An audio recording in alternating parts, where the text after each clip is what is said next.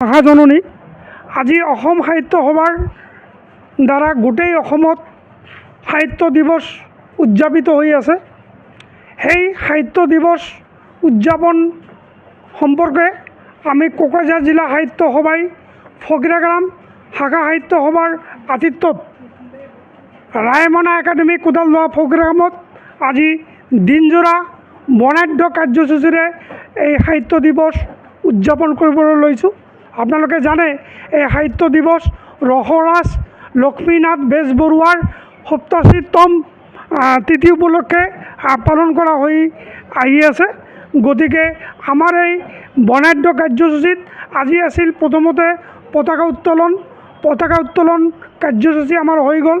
পতাকা উত্তোলন কাৰ্যসূচীৰ পিছত ৰসৰাজদেৱৰ প্ৰতিচ্ছবিত মাল্য অৰ্পণ কৰে আমাৰ কোকৰাঝাৰ জিলা সাহিত্য সভাৰ প্ৰাক্তন সভাপতি মাননীয় খনীন্দ্ৰ ৰায় ডাঙৰীয়াই।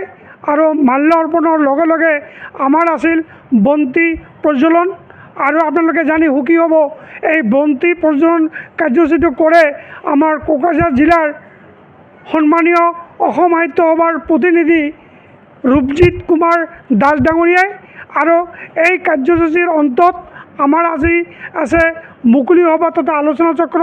এই মুকলি সভাত উপস্থিত থাকিব ধুবুৰী আঞ্চলিক কাৰ্যালয়ৰ সহকাৰী সম্পাদক ডক্টৰ উমেশ দাস ডাঙৰীয়া আৰু আমাৰ কোকৰাঝাৰ জিলা সাহিত্য সভাৰ প্ৰাক্তন সভাপতি তথা অসম সাহিত্য সভাৰ প্ৰাক্তন কাৰ্যনিৰ্বাহক ডক্টৰ পৰেশ চন্দ্ৰ ৰায় ডাঙৰীয়া প্ৰমুখ্যে আমাৰ ভালেকেইজন অতিথি আমন্ত্ৰণ কৰা হৈ আছে।